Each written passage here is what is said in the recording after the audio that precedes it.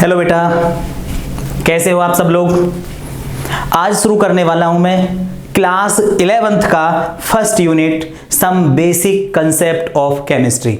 नाम से ही पता लग रहा होगा तुम्हें, some basic concept of chemistry, यानी इस चैप्टर में वो चीजें हैं कुछ जो तुम 8th में थोड़ी बहुत पढ़ी होंगी, 9th में पढ़ी होंगी और 10th में पढ़ी होंगी। तो फर्स्ट चैप्टर और फर्स्ट चैप्टर में भी फर्स्ट लेक्चर आज शुरू हो रहा है, लेकिन इस चैप्टर में बहुत सारी चीजें शुरू में दी हुई हैं। तुम्हें एटम दिया है, मॉलिक्यूल दिया है, टाइप ऑफ मॉलिक्यूल दिया हुआ है और मिक्सचर दिया हुआ है, टाइप ऑफ मिक्सचर दिया हुआ है, कंपाउंड दिया हुआ है, एलिमेंट दिया हुआ है, होमोजीनियस मिक्सचर, हेट्रोजीनियस मिक्सचर, ये बहुत सारी चीजें दी हुई हैं जो मैं तुम्हें ये नहीं बताने वाला हूं। ठीक है, ये बेसिक सी बातें हैं, आपको 8th 9th 10th में पढ़ा होगा। तो मैं सीधे सीधे शुरू करूंगा लॉज से। तो हमारे सिलेबस में 5 लॉ हैं और 5 में से एक लॉ पेपर में 100% आता है, बहुत ज़्यादा इंपॉर्टेंट है। अब लॉ क्या है? लॉ में ये बताया गया है कि किस तरीके से एलिमेंट्स कंबाइंड होकर के, किस तरीके से एलिमेंट कंबाइंड होकर के कंपाउंड बनाएंगे। एलिमेंट कंबाइंड होंगे, कंबाइंड होकर क्या बनाएंगे? कंपाउंड, लेकिन अलग अलग तरीके से बनाएंगे, यही लॉ में है। ठीक है, तो वीडियो शुरू करने से पहले बोल देता हूं, मैं हूं तुम्हारा केमिस्ट्री टीचर धर्मवीर और तुम देख रहे हो Brilliance Academy chemistry by Dharmveer sir. Topic की बात करूंगा। टॉपिक से पहले, टॉपिक शुरू करने से पहले मैं आपको बता दूं, देखो इंक लग गई हाथ में, ज़्यादा इंक भर ली मैंने, अब मुझे साफ करनी पड़ेगी बच्चों। ठीक है, लॉकडाउन है तो लॉकडाउन में हमारे पास में डस्टर नहीं है, पोंचे से साफ कर रहे हैं। ठीक, लेकिन तुम पढ़ते रहो, ये तुम्हारे लिए किया जा रहा है सब कुछ। तो देखो बच्चों जरा, सबसे पहले इस चैप्टर में हमें एटॉमिक मास याद होने चाहिए। एटॉमिक मास, और एटॉमिक मास सभी बच्चे को 20 तक याद करा दिए जाते हैं 9th क्लास में, 10th क्लास में। तो आपको सभी के एटॉमिक मास याद होने चाहिए, ये कन्फर्म है भाई। अगर आपको एटॉमिक मास याद नहीं है तो आप कुछ नहीं कर सकते। तो एलिमेंट, मुझे पता है कि ज़्यादातर बच्चों ने एलिमेंट्स याद कर रखे हैं, hydrogen, helium, lithium, beryllium, boron, carbon, nitrogen, oxygen, fluorine, neon, sodium, magnesium, बस एलिमेंट्स याद हैं, उनके सिंबल याद है। लेकिन बहुत सारे बच्चों को उनके एटॉमिक मास याद नहीं है। तो सबसे पहले आपको एटॉमिक मास याद करने हैं, आपको 9th या 10th की कॉपी में मिल जाएंगे। तो बिना एटॉमिक मास के आप कुछ भी नहीं कर सकते। सबसे पहले आपको क्या याद करना है? Atomic mass. ये बात याद रखना, क्योंकि हर किसी चीज में एटॉमिक मास की जरूरत पड़ेगी। ठीक है, मैं अपने टॉपिक पर आता हूं और टॉपिक का नाम है लॉज ऑफ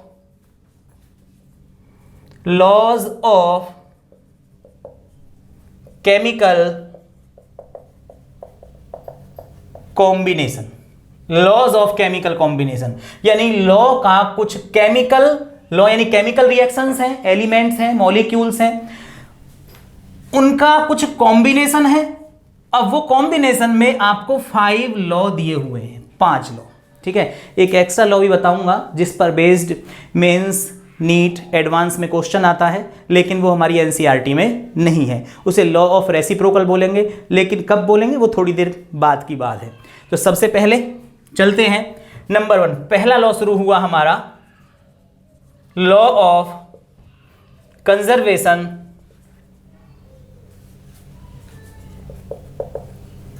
ऑफ मास। ये लॉ सभी को आता है, 9th क्लास में ही बता दिया गया होगा। एंटोनी लेवोजियर ने दिया था।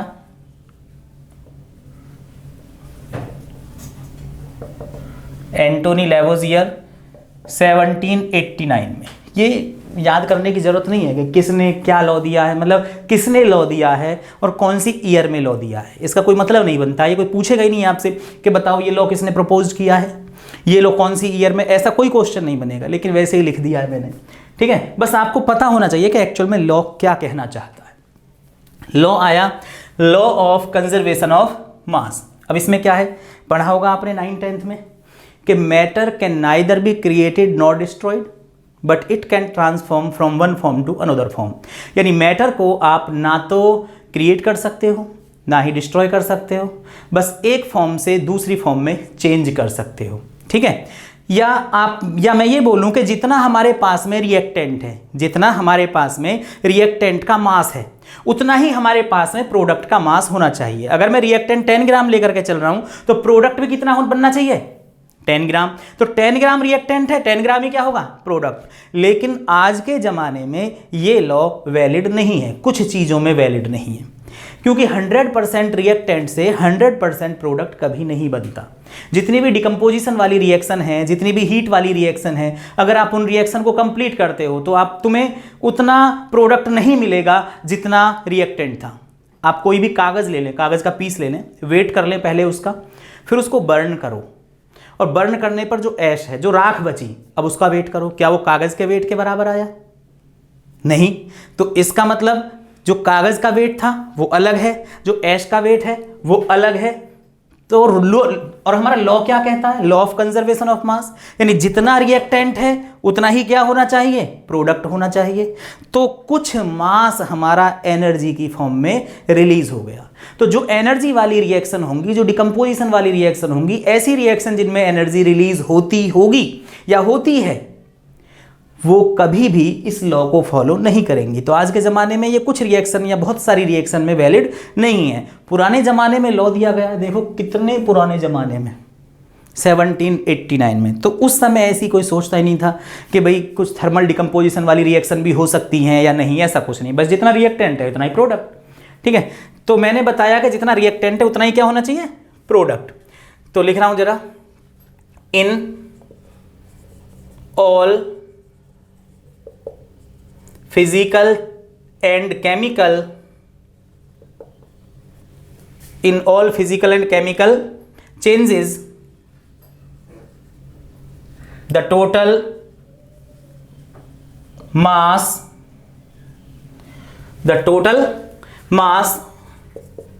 of the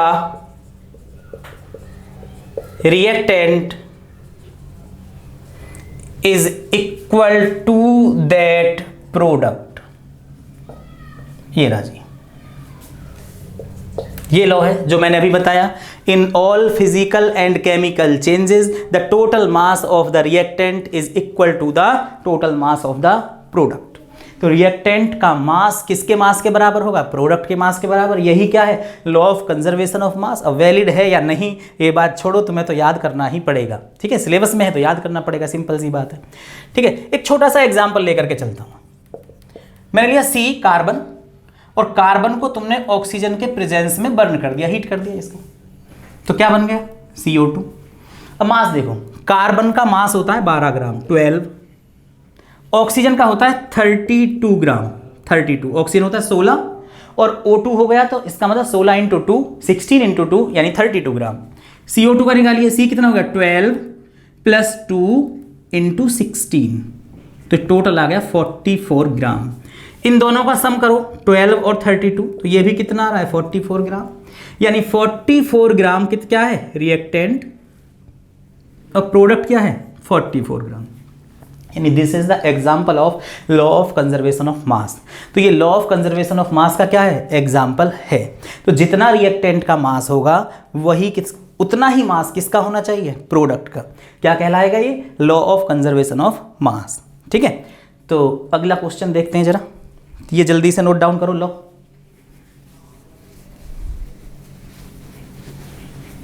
कर लिया?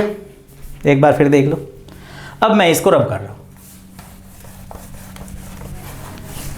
देखो पोचा से ही मिटाना पड़ रहा है भाई।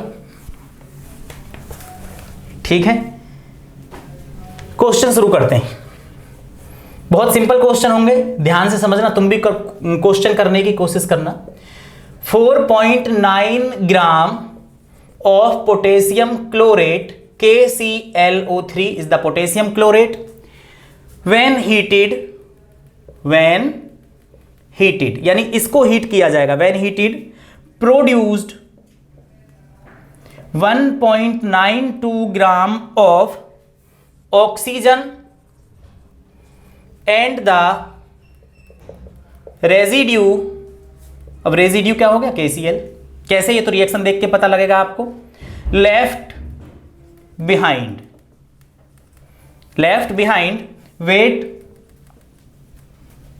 कितना वेट है जी इसका? 2.96 ग्राम। ठीक है, show that these result show that these result is illustrate of law of conservation of mass. Conservation कुछ गलत कह रहा हूं क्या मैं? कंजर्वेशन, कंजर्वेशन है ना, ठीक है, चलो कंजर्वेशन ही बोलता हूं। 4.9 ग्राम KClO3 है, जिसको हीट करके तुम्हारे पास में इतने ग्राम ऑक्सीजन और इतने ग्राम KCl बनता है।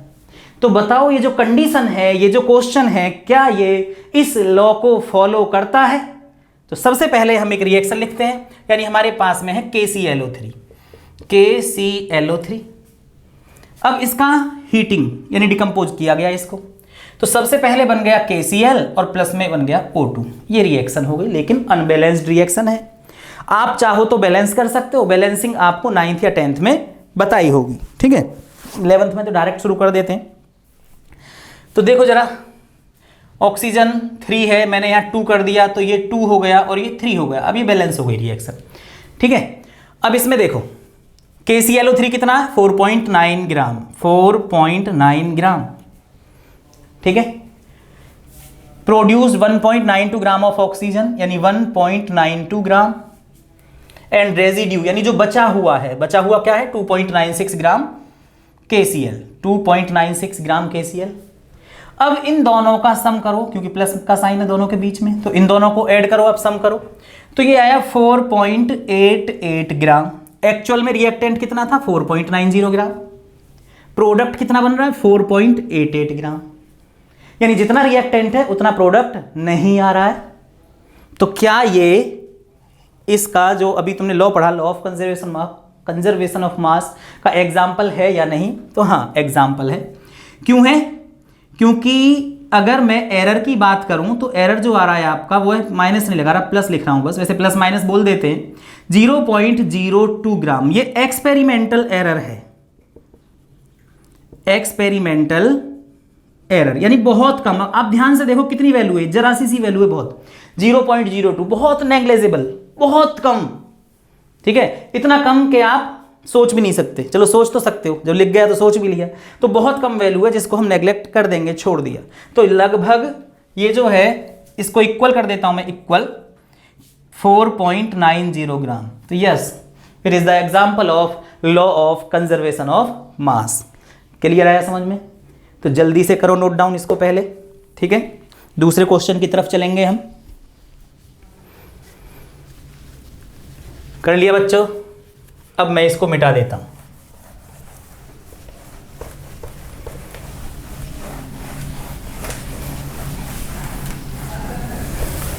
अब नेक्स्ट क्वेश्चन की तरफ चलते हैं। Question, what mass of AgNO3 will react 5.85 gram of sodium chloride यानी NaCl टू प्रोड्यूस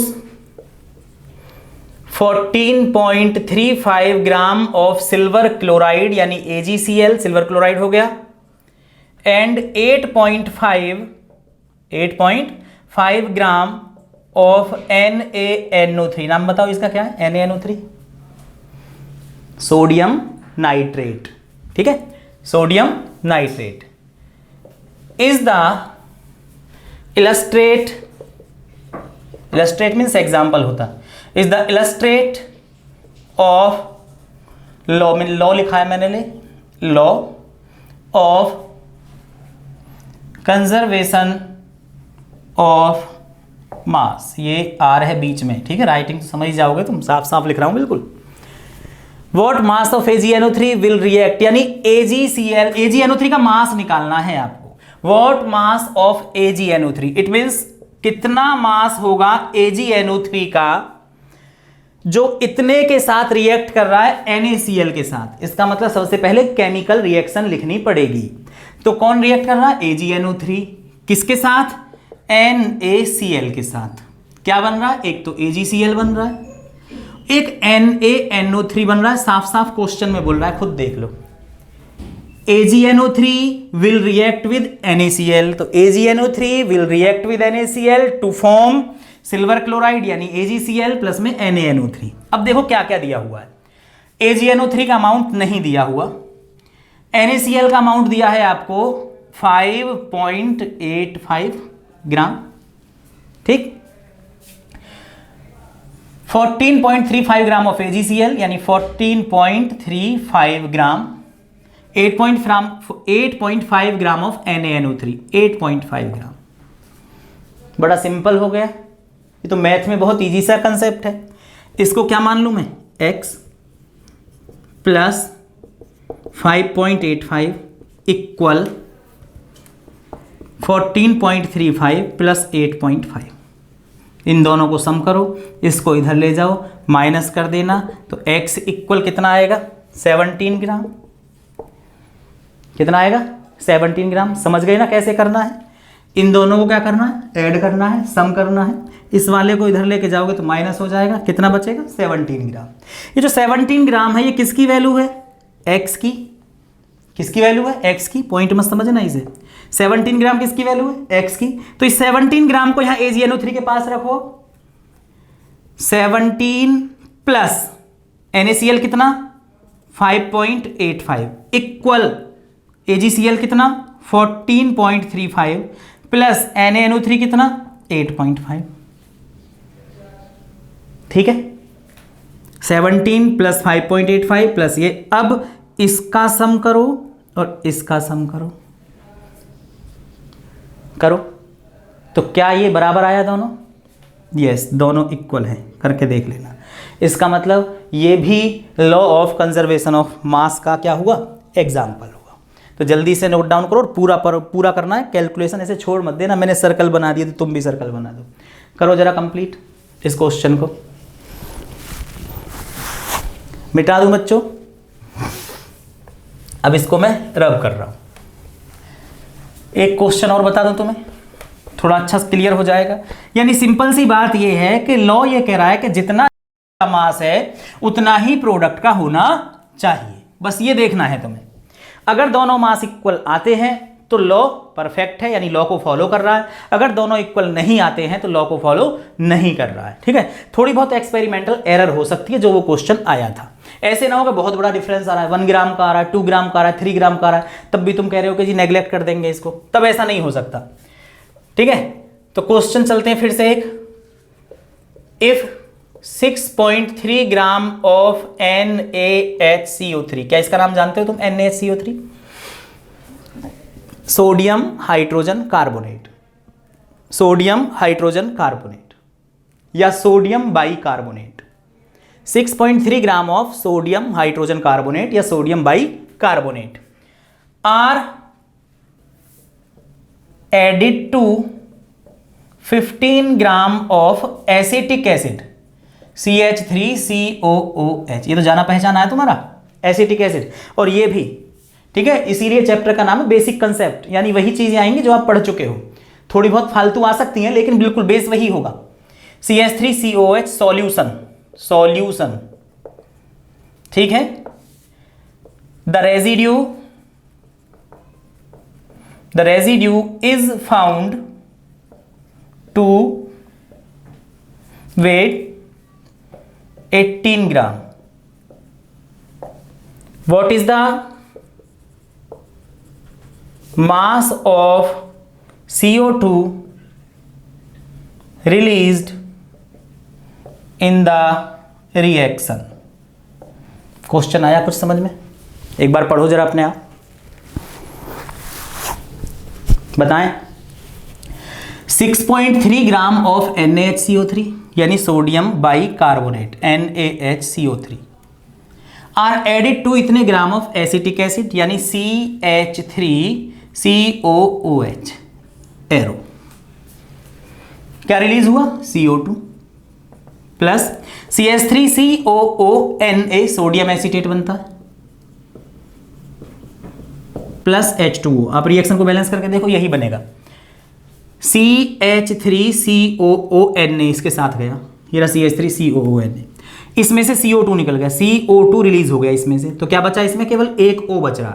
तो एक O यहां बचा, OHH, OHH, O यहां से बच गया। फिर से देखो जरा ध्यान से, CH3COON, ये वाली चीज इसके साथ चली गई, यहां देखो ये गया, ये अलग निकल गया, CH3COON निकल गया अलग।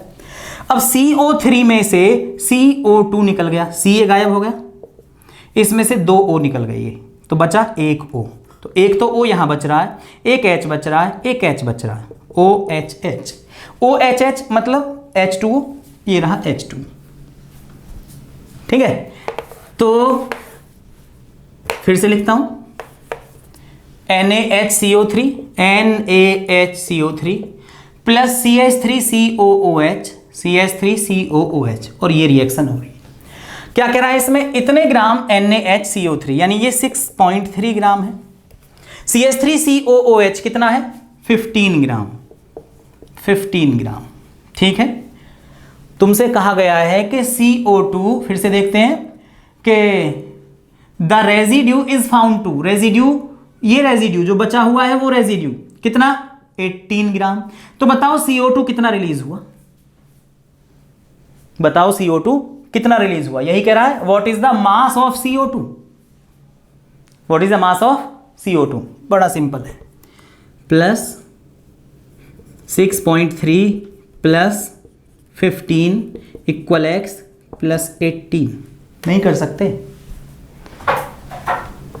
माइनस x इक्वल कुछ, यानी समथिंग जो भी आएगा, तो इनको ऐड कर देना, कर दोगे तो कितना आ जाएगा? ये x इक्वल 21.3, 15 में 6 को जोड़ दिया, 6, 6 और 15, 21 हो गया, 0.3 माइनस 18, तो x इक्वल कितना आ गया?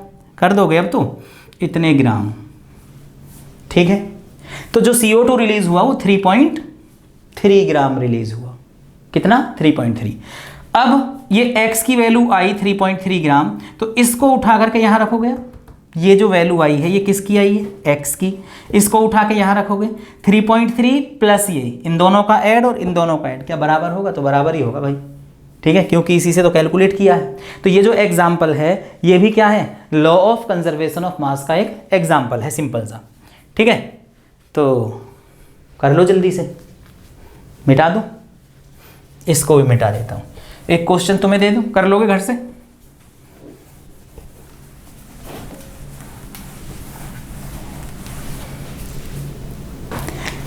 देखिए क्वेश्चन लिखते हैं,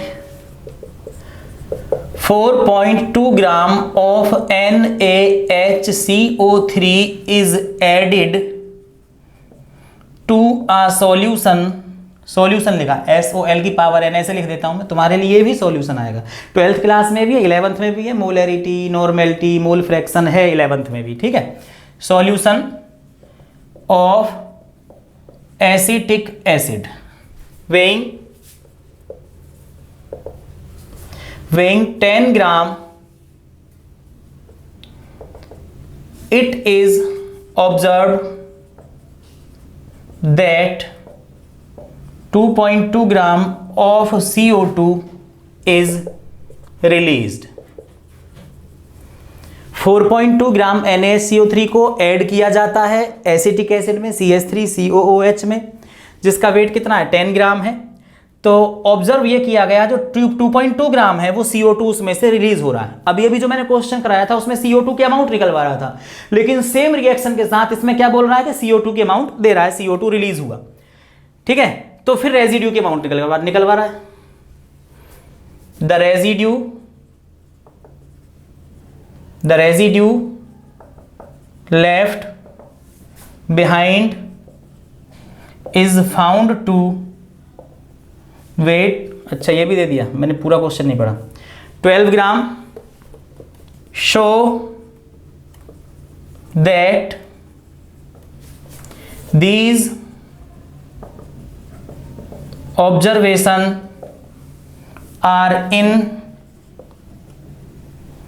agreement with the law of conservation of mass। ये कह रहा है कि अगर NaHCO3 इतने ग्राम NaHCO3 को इतने ग्राम एसिटिक एसिड के साथ मिलाया जाता है तो ये कुछ कंडीशंस बनती हैं। तो ये जो कंडीशन है, ये जो अमाउंट आपको दी हुई है, क्या ये लॉ ऑफ कंजर्वेशन ऑफ मास को फॉलो करता है? ठीक है, तो देख लेते हैं करता या नहीं। सॉल्यूशन कर रहे हैं NaHCO3 प्लस इसमें किसको ऐड किया जा रहा है? CH3COOH को। एरो रिएक्शन मैंने अभी अभी तुम्हें बताई थी कि एक तो बनेगा CH3COONA, एक H2O, एक CO2। CO2 रिलीज कर रहा है तो ये रेजिड्यू हो गया, ये रेजिड्यू है।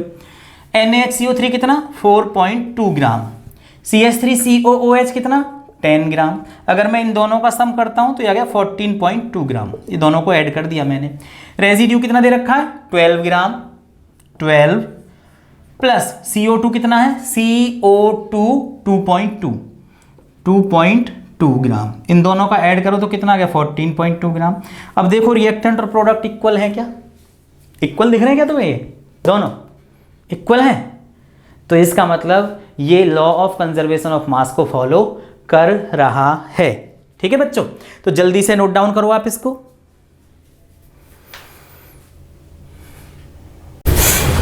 अब आया law number 2, law of constant composition या डेफिनेट प्रोपोर्शन। Definite proportion. अब ये जो लॉ दिया था, ये दिया था जोसेफ प्राउस्ट ने।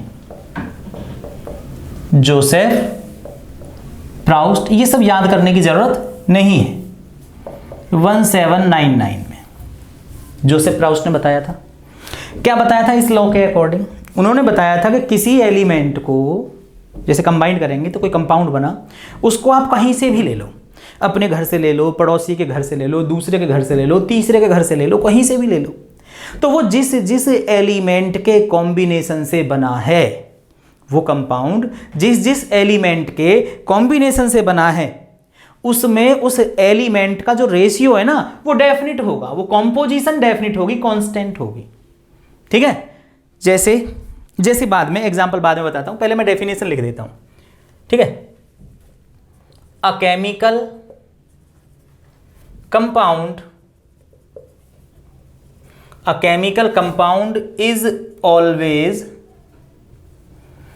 is always found to be made up of the same elements combined together in the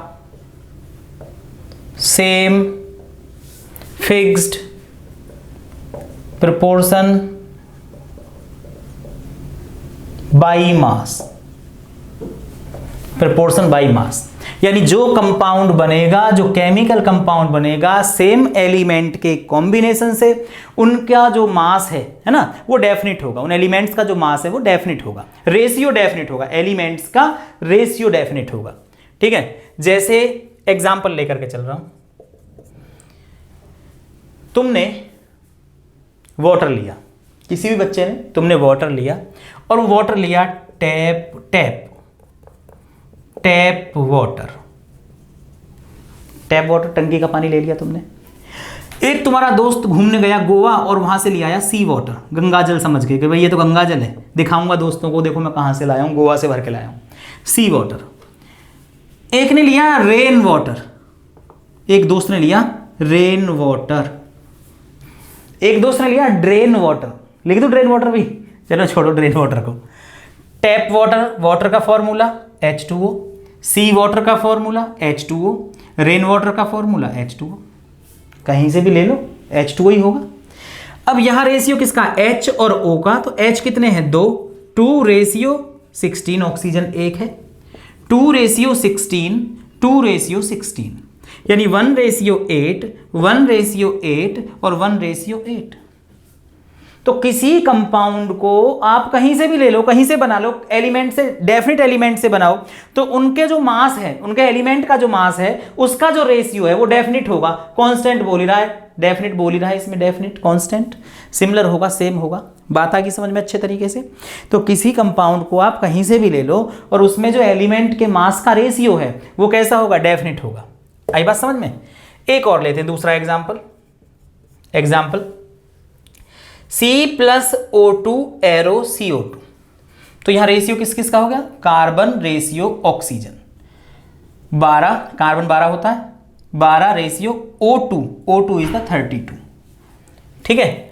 एक और लिया आपने CaCO3 plus 2HCl arrow CaCl2 plus H2O plus CO2। तो ये CO2 किससे बना, कार्बन को हीट करने से। और ये CO2 किससे बना, कैल्शियम कार्बोनेट पर हाइड्रोक्लोरिक एसिड की रिएक्शन कराने से। तो यहां CO2 क्या हुआ, C ratio oxygen equal 12 ratio 32।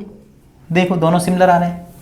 आगे देखो तुम, आगे लिया तुमने CaCO3, इसको हीट कर दिया डायरेक्ट, तो ये क्या बन गया, CO2 प्लस CaO, ये रहा CO2।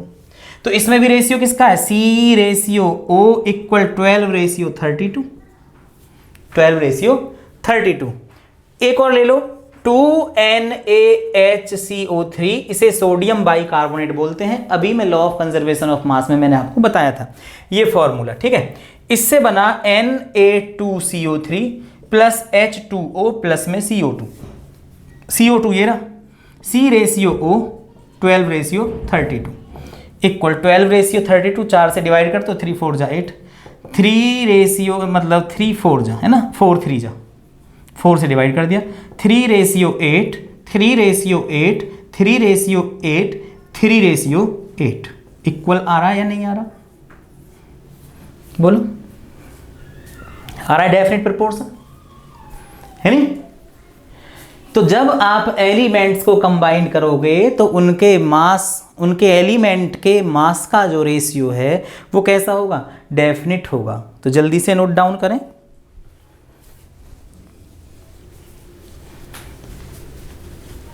लिख लिया बच्चों, मिटा दें, पॉज करके लिख लेना, स्क्रीन को रोक करके और लिख लेना। अगर थोड़ा स्लो लग रहा, तुम्हें लग रहा है कि मैं स्लो बोल रहा हूं तो इंटू 2 करके पढ़ लेना, ठीक है। अब डेफिनेट प्रोपोर्शन पर क्वेश्चन देखते हैं हम।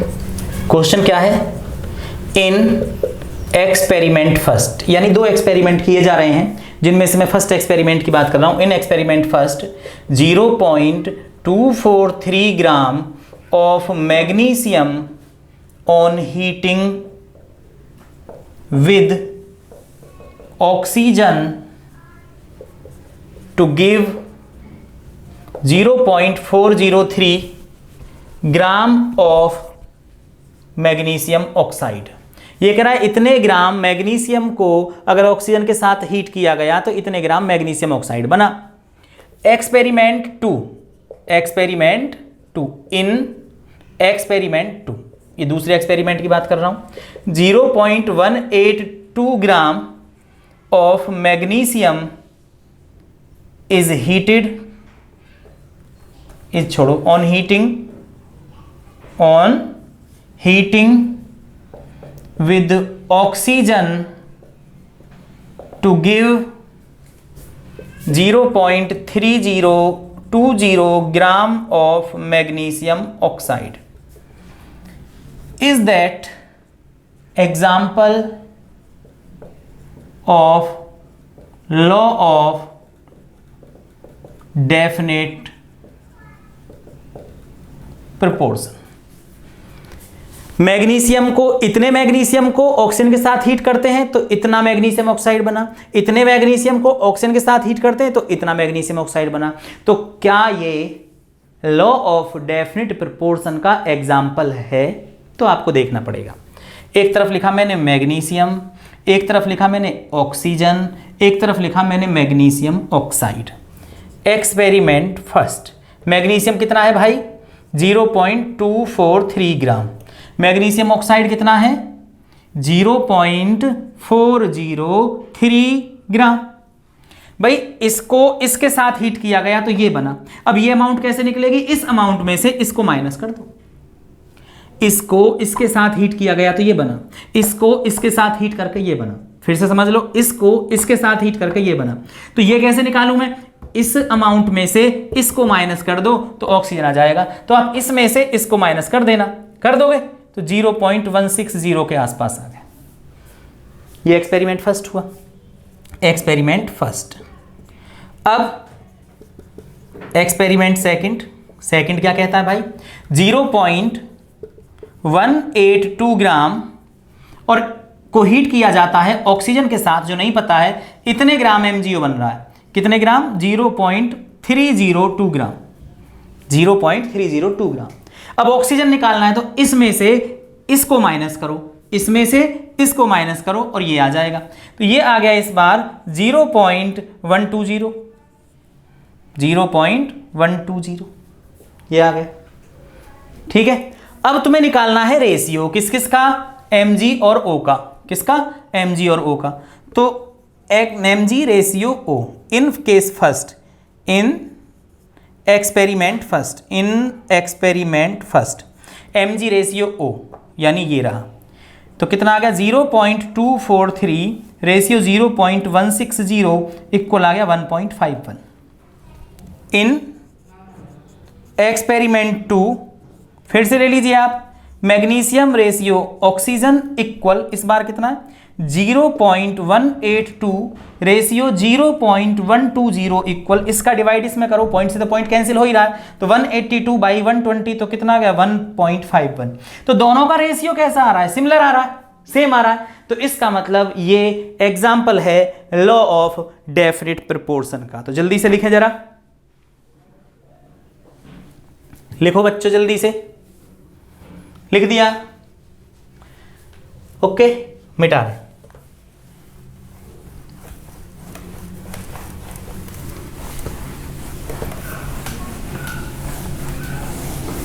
मिटा दिया। अब बारी आई limitation. Limitation of law of definite proportion. Definite proportion, limitation of law of definite proportion यानी लिमिटेशन किसकी? लिमिटेशन इस लॉ की जो मैंने अभी तुम्हें बताई, नंबर 1। तो ध्यान से देखना, लिमिटेशन कम ही बताते हैं, ये मैं बता रहा हूं तुम्हें बस। ठीक है, तो बुक्स वगैरह में भी शायद हो। तो देखो जरा limitation. The law is not applicable if an element exists in different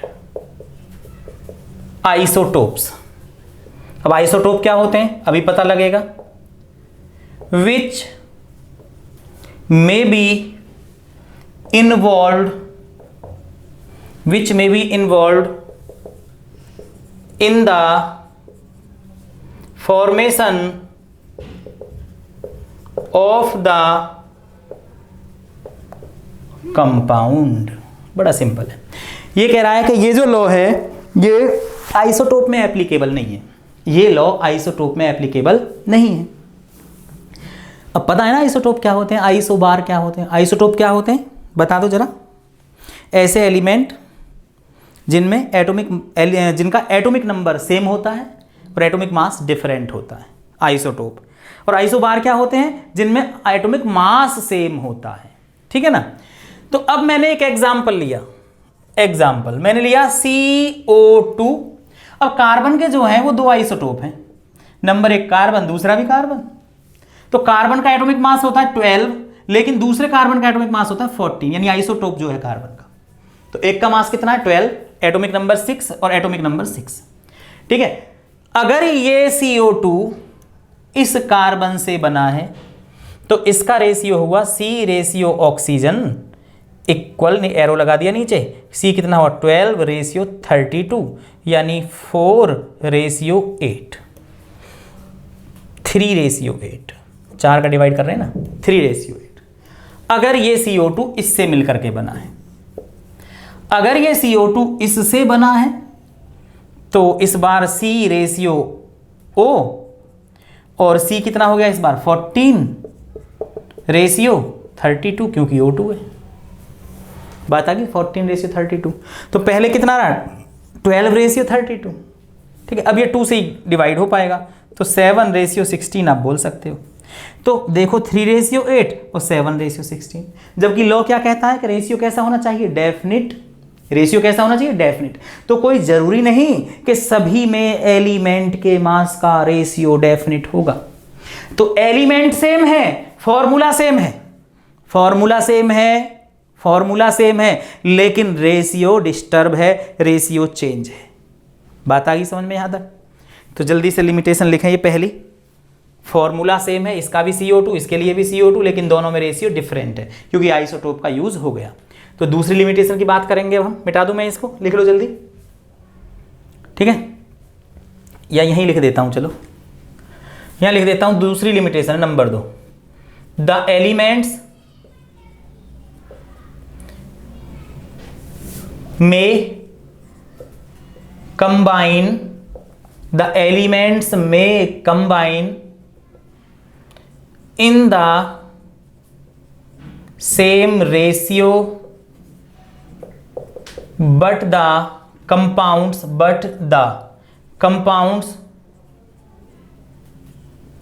formed may be different। पहले में क्या कह रहा है कि फॉर्मूला सेम होगा लेकिन रेशियो डिफरेंट हो सकता है। इस बार क्या कह रहा है कि रेशियो सेम होगा लेकिन फॉर्मूला डिफरेंट हो सकता है, ठीक है। अब मैंने एक एग्जांपल लिखा, एग्जांपल बता रहा हूं मैं आपको, C2H5OH इथेनॉल है भाई, सबको पता है इथेनॉल। एंड मैंने लिखा CH3OCH3 ईथर है, ये मिथॉक्सी मीथेन ईथर, और ये है इथेनॉल। अब देखो इसमें C कितने, 2 C2, H कितना है 6, 5 और 1 6 और ऑक्सीजन 1 C2H6O। यहाँ C कितने 2 C2, हाइड्रोजन कितना 3 और 3 6 H6 oxygen A C2H6O, C2H6O, ठीक है। ये मॉलिक्यूलर फॉर्मूला है जो आपको कराया जाएगा, मॉलिक्यूलर एम्पिरिकल फॉर्मूला क्या होते हैं तो उसमें बताया जाएगा। अब इसमें C2 मतलब 12 12 H6 रेशियो ऑक्सीजन हो गया 16, ठीक है। तो C2 है ना, और एक कार्बन का कितना होता है 12 होता है, तो 2 कार्बन है 24, ठीक है। 24:6:16, ये 24, ये 6, ये रेशियो 16, और इसका भी इतना ही होगा 24:6:16। तो कहने का मतलब क्या है कि रेशियो कैसा है, सिमिलर। 2 का डिवाइड कर 2 का करना चाहते हो तुम, ठीक है। तो रेशियो कैसा है, सिमिलर, लेकिन फॉर्मूला सिमिलर नहीं है। तो लॉ कहता है कि जब 2 एलिमेंट को कंबाइंड करेंगे तो उनके मास का जो रेशियो है वो डेफिनेट होगा। करा दिया, एग्जांपल आपको बताया, फॉर्मूला आपको बताया। अब लिमिटेशन आती है, कोई जरूरी नहीं भाई कि दोनों का रेशियो सिमिलर हो, रेशियो डिफरेंट हो सकता है, फॉर्मूला सेम है, और फॉर्मूला डिफरेंट हो सकता है लेकिन रेशियो सेम है, ठीक है। तो जल्दी से नोट डाउन करो। अब चलते हैं तीसरे लॉ की तरफ, लॉ ऑफ मल्टीपल प्रोपोर्शन। अब ये जो लॉ दिया है बच्चों, ये दिया डेल्टन्स ने, डेल्टन बोल देता हूं, डेल्टन 1804 में। डेल्टन का नाम याद आया, Dalton's atomic theory 9th class में पढ़ा था आपने, ठीक है। Atom is the smallest particle, तो वो डेल्टन्स की एटॉमिक थ्योरी थी। यहां भी थी है 11th क्लास में भी इसी चैप्टर में। चैप्टर का नाम ही है बेसिक कंसेप्ट ऑफ केमिस्ट्री। तो जो बेसिक चीजें आपने पढ़ चुकी, हम उसी की बात करेंगे बार बार, ठीक है। अब लॉ क्या है, लॉ में बताया गया when 2 elements combine to form 2 or more chemical compounds, then the masses of one of the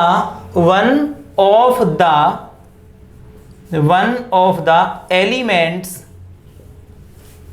which combine with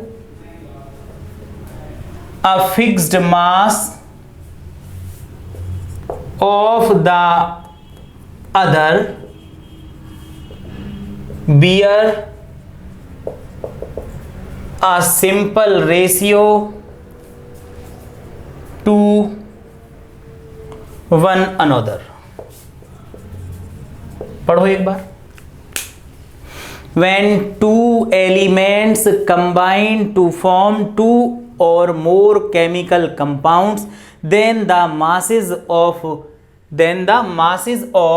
one of the elements which combine with a fixed mass of the other bear a simple ratio to one another। मतलब जब दो elements को combine करते हैं तो वो दो या दो से ज्यादा कंपाउंड बनाते हैं और उनका जो एलिमेंट्स का रेशियो है, उस कंपाउंड में जो एलिमेंट्स के मास का रेशियो है वो कैसा होना चाहिए? सिंपल रेशियो होना चाहिए। तो बड़ी मुश्किल सी डेफिनेशन लग रही है, फिर से देखो।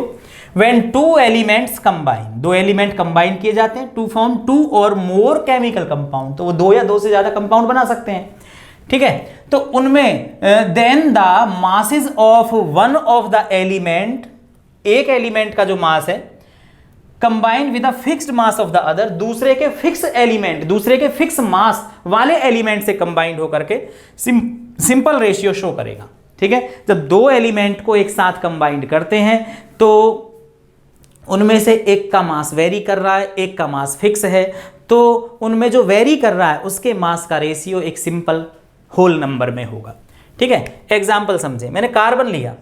जब आप कार्बन को ऑक्सीजन के साथ हीट करते हो तो बनता है कार्बन डाइऑक्साइड। क्या बनता है? Carbon dioxide. अब देखो जरा, कार्बन का मास कितना है? 12 ग्राम। ये कितना ऑक्सीजन का? 32 ग्राम।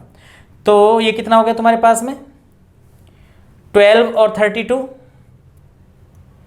12 और 32, ठीक है। इसका रेशियो देखो कितना हुआ, तो 12 रेशियो 32, तो कितना आ गया बच्चों बताओ? अच्छा, इसका रेशियो नहीं लेना, ठीक है। दोबारा देखो, C+O2 एरो CO2, दोबारा C+O2, लेकिन इस बार कार्बन मोनोऑक्साइड बन रहा है। जब कार्बन का कंप्लीट कंबशन किया जाता है तो कार्बन डाइऑक्साइड, जब कार्बन का इनकम्प्लीट कंबशन करते हैं तो कार्बन मोनोऑक्साइड। तो यहाँ मैं हाफ लगा देता हूँ बैलेंसिंग के लिए, 2 से 2 कैंसिल हो जाएगा तो 1 ऑक्सीजन। अब यहाँ कार्बन का मास कितना है? 12 ग्राम। अब ये कितना होता है? 32 इंटू हाफ, तो कितना आ गया? 16 ग्राम। फिर से चलते हैं, ये कह रहा है कि जब दो एलिमेंट को कंबाइन करते तो कार्बन ऑक्सीजन को कंबाइन किया गया, दो या दो से ज्यादा प्रोडक्ट बने तो एक CO2 बन गया, एक कार्बन मोनोऑक्साइड बन गया। तो इनमें एक का मास फिक्स है, तो कार्बन का मास 12 ग्राम, कार्बन का मास 12 ग्राम। जो वेरी कर रहा है उसके मास को देखो तो कितना आ गया? 32 रेशियो 16, तो कितना आ गया? 2 रेशियो 1, तो हो गया सिंपल रेशियो। फिर से सुन लो, जब दो एलिमेंट को कंबाइन करते हैं, जब दो एलिमेंट को कंबाइन करते हैं वो दो या दो से ज्यादा प्रोडक्ट बनाएगा, नाम ही मल्टीपल है। तो मल्टीपल का मतलब क्या है? मोर देन वन, यानी एक से ज्यादा। तो दो या दो से ज्यादा प्रोडक्ट बना सकता है, तो उसमें जो एलिमेंट का मास फिक्स है उसे हटा दीजिए, जो वेरी कर रहा है उसके मास का रेशियो कैसा होगा?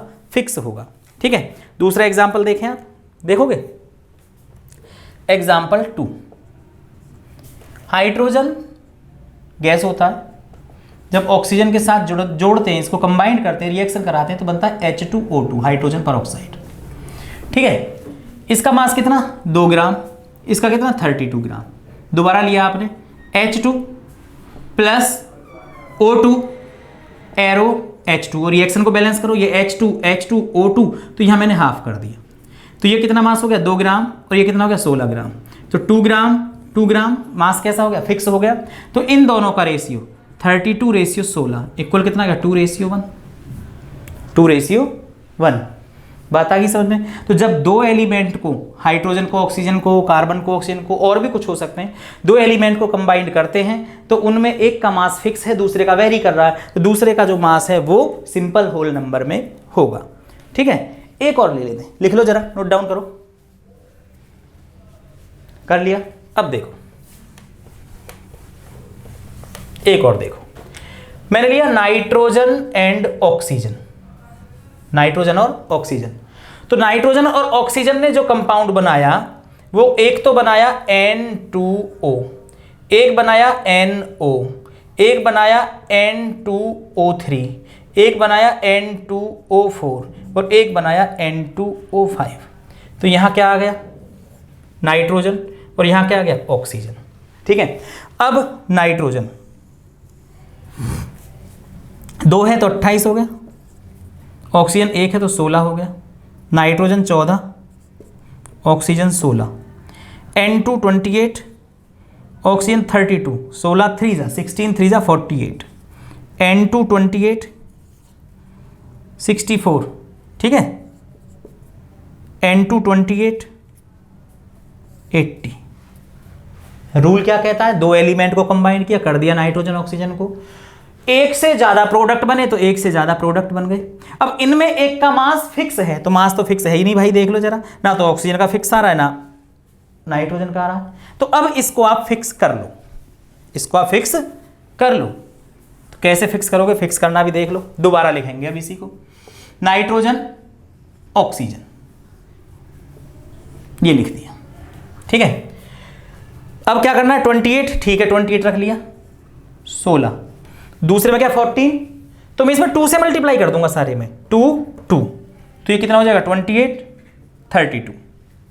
नेक्स्ट में 28 है 48 है, 28 है 48 है, नेक्स्ट में 28 है और 64 है, नेक्स्ट में 28 है और 80 है, ये है। तो इसका मतलब 14 तो एक में ही आया बस, बाकी सब में 28 है। अब देखो एक का मास कैसा हो गया? फिक्स हो गया। अब इनका जो रेशियो है वो क्या है? 16 ratio 32 ratio 48 ratio 64 ratio 80, 1 ratio 2 ratio 3 ratio 4 ratio 5। तो हो गया ना सिंपल होल नंबर में। तो जब दो एलिमेंट को, नाइट्रोजन ऑक्सीजन या कोई और दो एलिमेंट को कंबाइन करते हैं तो उनमें से एक का मास फिक्स है, ठीक है, दूसरे का मास चेंज हो रहा है, तो जो वेरी कर रहा है उसके मास का रेशियो सिंपल होल नंबर में होगा। तो जल्दी से लिख लें भाई, लिखो जल्दी, लिख दिया, मिटा दें, मिटा दें, मिटा देते हैं, अब तो मिटाना ही पड़ेगा। लॉ हो गए 3। पहला लॉ था लॉ ऑफ कंजर्वेशन ऑफ मास, ठीक है, एंटोनी लेवोजियर ने दिया था। दूसरा लॉ है तुम्हारा डेफिनेट प्रोपोर्शन, जोसेफ प्राउस्ट ने। तीसरा लॉ है मल्टीपल प्रोपोर्शन, डेल्टन ने। चौथे लॉ की बात करता हूं मैं आपसे, नंबर 4, चौथे नंबर। टोटल कितने लॉ है? 5। मैं कितने कराऊंगा? 6, क्योंकि छठा जो लॉ है वो रेसिप्रोकल, वो 11th में तो नहीं आता, लेकिन जब आप एग्जाम की तैयारी करते हो आगे चल करके, ठीक है, नीट वगैरह की, तो उसमें क्वेश्चन आ जाता है। तो ये क्या है? Gay Lussac law, Gay Lussac law of gaseous volume, Gay Lussac law of gaseous volume, ठीक है, Gay Lussac law of gaseous volume. तो थोड़ी सी इंक डालनी पड़ेगी मुझे, तो पहले लॉ लिख देता हूं जरा मैं। When gases react together,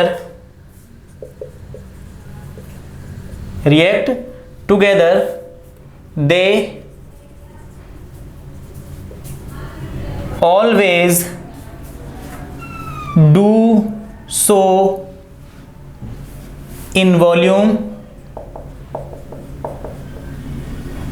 which bear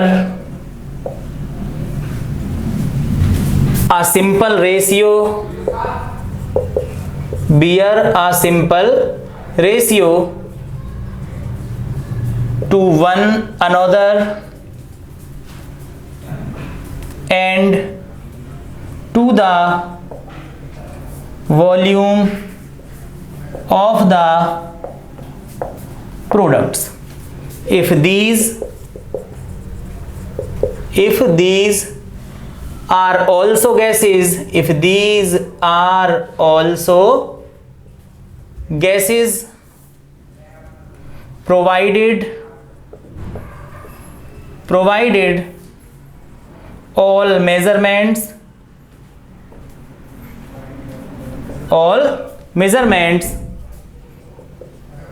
of volumes are done. Under similar condition,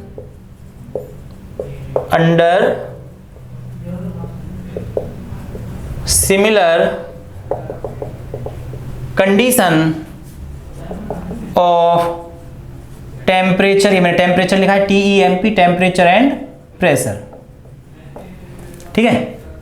गैलुसैक ने लॉ दिया है, नाम ही गैलुसैक है, साइंटिस्ट का नाम गैलुसैक है। उसने कहा है कि जब दो या दो से ज्यादा गैसों को एक साथ कंबाइंड करते हैं तो उनके वॉल्यूम का रेशियो सिंपल होल नंबर में होगा। इससे पहले किसका था? मास का रेशियो। जो मल्टीपल में बोल रहा है वो कह रहा है कि प्रोडक्ट एक से ज्यादा बनेंगे लेकिन उनके मास का रेशियो जो वेरी कर रहा था उसके मास का रेशियो सिंपल होल नंबर में होगा। यहां क्या कह रहा है? गैस के वॉल्यूम का रेशियो सिंपल होल नंबर में होगा। तो एग्जाम्पल से समझने की कोशिश करना जरा आप। मैंने लिखा H2 जो कि गैस है प्लस Cl2 जो कि गैस है 2HCl जो कि गैस है, ठीक है। समझना जरा ध्यान से, गैस गैस गैस सभी को काउंट करेंगे। अगर गैस की जगह लिक्विड होता, सॉलिड होता तो हम लिक्विड या सॉलिड को काउंट नहीं करते, ठीक। तो यहां देखो इसका मोल कितना है 1 1 2, तो इसका मतलब ये 1 वॉल्यूम, ये 1 वॉल्यूम और ये 2 वॉल्यूम, तो इसका रेशियो हो गया 1:1:2, 1:1:2। दूसरा लिखा मैंने 2H2 जो कि एक गैस है प्लस O2 ये भी एक गैस है, एरो 2H2O ये भी एक गैस है। अब सोच रहे हो H2O तो वाटर होता है, पानी होता है, तो भाई H2O गैस भी तो हो सकता है, स्टीम तो जानते हो ना, वेपर, तो ये गैस है। तो इसका वॉल्यूम कितना हुआ 2 वॉल्यूम, इसका कोफिशिएंट कितना 1 तो 1 वॉल्यूम और इसका कितना है 2 तो 2 वॉल्यूम, तो रेशियो हो गया 2:1:2, 2:1:2, ठीक। एक और लिखा मैंने एग्जांपल यहां लिख देता हूं। N2 एक गैस है, 3H2 गैस है, एरो 2NH3 गैस है, तो N2 कितना है 1 3 2, तो 1 वॉल्यूम 3 वॉल्यूम 2 वॉल्यूम, तो ये कितना हो जाएगा 1:3:2, तो सिंपल होल नंबर में आ रहे हैं। तो जब दो या दो से ज्यादा गैसों को कंबाइन करोगे तो इनके वॉल्यूम का रेशियो एक सिंपल होल नंबर में होगा, ठीक है। बात आई यहां तक समझ में? तो जल्दी से नोट डाउन करो, ठीक है। 1 मिनट लिखो जरा सारा। लॉ नंबर 5, एवोगैड्रो लॉ, या आप इसको बोल दो Avogadro hypothesis law, Avogadro law या एवोगैड्रो हाइपोथेसिस लॉ। इसने बताया कि अगर टेम्परेचर और प्रेशर को हम सेम रखते हैं, कांस्टेंट रखते हो, एसटीपी कंडीशन होती है, स्टैंडर्ड टेम्परेचर एंड प्रेशर, तो एसटीपी पर किसी भी गैस का जो वॉल्यूम है वो इक्वल होगा, है ना, और उसमें नंबर ऑफ मॉलिक्यूल भी इक्वल होते हैं। तो बड़ा सिंपल सा लॉ है कि equal volume of all gases, equal volume of all gases under लिखा है, under similar condition of temperature, ये temperature TEMP dot temperature and pressure contain equal number of atoms, equal number of atoms या molecules, पूरा लिख देता हूं, molecules. काफी देर होगी वीडियो बनाते बनाते एक तो, ठीक है। ये कह रहा है गैसों का वॉल्यूम इक्वल होगा under similar condition fix temperature और प्रेशर पर, ठीक है ना, तो उसमें नंबर ऑफ मॉलिक्यूल भी इक्वल होंगे, ठीक है। जैसे अगर हम लेकर के चलते हैं कि भाई हमारे पास में कोई गैस है H2 plus Cl2 arrow 2HCl, gas gas gas. अगर यहाँ देखिए, अगर इसके पास में x मोल है, x ये कोफिशिएंट 1, ये कितना 1 और ये कितना 2, अगर ये x है तो ये भी कितना होगा x, समझ रहे हो मेरी बात। n ले लेते हैं, अगर ये n मोल है n तो ये भी कितना n मॉलिक्यूल, लेकिन ये कितना होगा 2n होगा, क्योंकि ये 2 है। तो जितना वॉल्यूम होगा उसी के अकॉर्डिंग क्या होगा, जितना वॉल्यूम होगा उसी के अकॉर्डिंग नंबर ऑफ मोल्स होंगे। मैंने लिखा H2 एक गैस है, हाफ O2 एक गैस है, एरो H2O लिक्विड है। इसकी बात छोड़ दो, गैस की बात कर लो। Equal volume of all gases, इसका मोल कितना है 1, इसका कितना है हाफ। तो अगर मैं इसको n ले रहा हूँ n मोल, तो ये कितना हो जाएगा n/2, कितना हो जाएगा n/2। भाई यहाँ देखो, ये है 1v, ये है 1v, ये है 2v, v is the volume, ये कितना है 1v वॉल्यूम, ये कितना है हाफ वॉल्यूम। तो जब वॉल्यूम आधा हुआ है, वॉल्यूम आधा हुआ है, तो इसका मतलब नंबर ऑफ मोल्स भी कैसे हो गए, आधे हो गए। तो इससे आप दूसरे तरीके से ये बोल सकते हो कि जितना वॉल्यूम होता है उसी के अकॉर्डिंग क्या होते हैं, मोल्स होते हैं। वॉल्यूम आधा हो गया तो नंबर ऑफ मोल्स भी आधे हो गए, वॉल्यूम बढ़ेगा तो नंबर ऑफ मोल्स भी बढ़ जाएंगे। यहाँ वॉल्यूम बढ़ा तो नंबर ऑफ मोल्स भी बढ़ गए, यहाँ वॉल्यूम घटा तो नंबर ऑफ मोल्स भी घट गए, मॉलिक्यूल घट गए, ठीक है। तो ये हुआ तुम्हारा एवोगैड्रो लॉ। तो लिखो जरा, मिटा दें, तो मिटा रहा हूं मैं इसको, लिख लेना अच्छे से, नोट डाउन कर लेना। तो लॉ हो गए तुम्हारे 5 खत्म। इन्हीं 5 में से पेपर में आता है एक लॉ। ज़्यादातर जो चांस होते हैं वो होते हैं तुम्हारे मल्टीपल प्रोपोर्शन के, डेफिनेट प्रोपोर्शन के, इन 2 में से एक आता है ज़्यादातर। वैसे कोई सा भी आ सकता है, सारे समझा दिए गए एग्जाम्पल के साथ, न्यूमेरिकल भी कराए गए हैं। और मैंने बोला एक लॉ और है रेसिप्रोकल, रिचर ने दिया था उसे, ठीक है, रिचर साइंटिस्ट का नाम है, उसने दिया था। तो इंपॉर्टेंट अभी के लिए नहीं है, 11th के लिए आगे कराया गया। तो लॉ नंबर 6, लॉ डेफिनेशन बड़ी क्रिटिकल सी है, law of reciprocal, law of reciprocal proportion, proportion, law of reciprocal proportion किसने दिया, रिचर ने, RICHTER, रिचर ने 1792 में, ठीक है। ये याद करने की जरूरत नहीं है, बस लॉ पता होना चाहिए। तो क्या बताया इसने बताया कि द रेशियो, ये डेफिनेशन शुरू कर रहे हैं, the ratio of the masses, of the masses, ये masses लिखा है, the ratio of the masses of two elements, of two elements which combine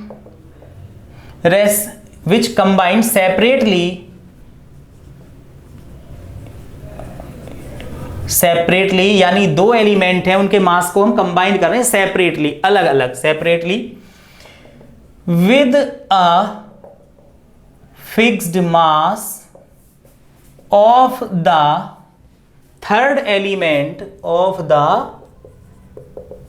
third element is either the same or some simple multiple of the ratio of the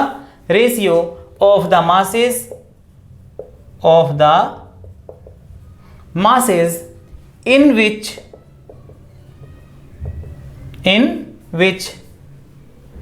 both elements, उन दोनों की बात कर रहे हैं जो पहले थे, both elements combine directly with each other, with each other, तो बड़ी क्रिटिकल सी डेफिनेशन हुई। मैं आपसे बोल रहा था पहले ही कि जब दो एलिमेंट को सेपरेटली एक साथ कंबाइंड किया जाएगा तो उनमें मास का जो रेशियो है, जो हम दोनों एलिमेंट को कंबाइंड करेंगे, ठीक है ना, तो उनके सिंपल रेशियो के बराबर होगा। कैसे समझना जरा ध्यान से, एग्जाम्पल समझा रहा हूं, ठीक है। तो एक लिया मैंने कार्बन और एक सल्फर और एक ऑक्सीजन। जब कार्बन को ऑक्सीजन से कंबाइंड किया गया तो प्रोडक्ट बना CO2। CO2 बना तो C हो गया 12, ऑक्सीजन हो गया 32 और रेशियो हो गया तुम्हारे पास में 3:8। कोई दिक्कत यहां तक? जब सल्फर को कंबाइंड किया गया तो ये बना तुम्हारे पास में SO2। क्या बना? SO2। सल्फर होता है 32, रेशियो O2 हो गया 32, 32 रेशियो 32। तो O2 कितना है? 32 और O2 कितना? 32। तो सल्फर रेशियो O सेम है तो उसको छोड़ दिया, तो सल्फर नहीं, ये carbon ratio S, C ratio S, C ratio S। तो C कितना है? 12 रेशियो 32, 12 रेशियो 32। तो कितना आ गया तुम्हारे पास में? 3:16, 3:16। अब कार्बन और सल्फर को जोड़ा गया तो ये बन गया CS2। कितना बन गया? CS2। C कितना होता है तुम्हारे पास में? 12 रेशियो, ये हो गया तुम्हारे पास 64। कुछ बात आई समझ में? मैंने क्या समझाया? मैंने बोला कार्बन और ऑक्सीजन को जोड़ा तो ये बना CO2, C हो गया 12, O2 हो गया 32, तो ये हो गया 3:8। ये बात क्लियर है? ये वाली सेपरेटली कंबाइन कर रहे हैं, CO ये वाले सेपरेटली, एक बार इसको एक बार इसको फिर इसको, तो हो गया ना तीसरी बार में थर्ड एलिमेंट के रेशियो के बराबर। तो CSO2 ये ना, तो S32 O2 32। अब इसमें O2 कितना 32 और O2 कितना 32, तो ये तो सेम है, इसको छोड़ दिया, बचा C और S। तो C कितना है 12 और S कितना है 32, तो ये आ गया 3:8। अब यहां देखो CS, तो ये कितना है तुम्हारे पास में? ये है 3:16, 16।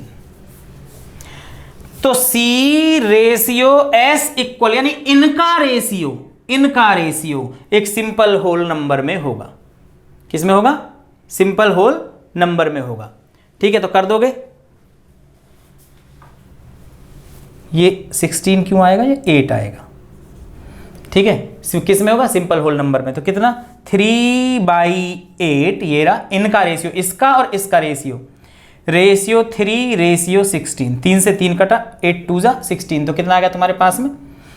ये ऊपर पहुंच जाएगा ना 2:1, ये आ गया।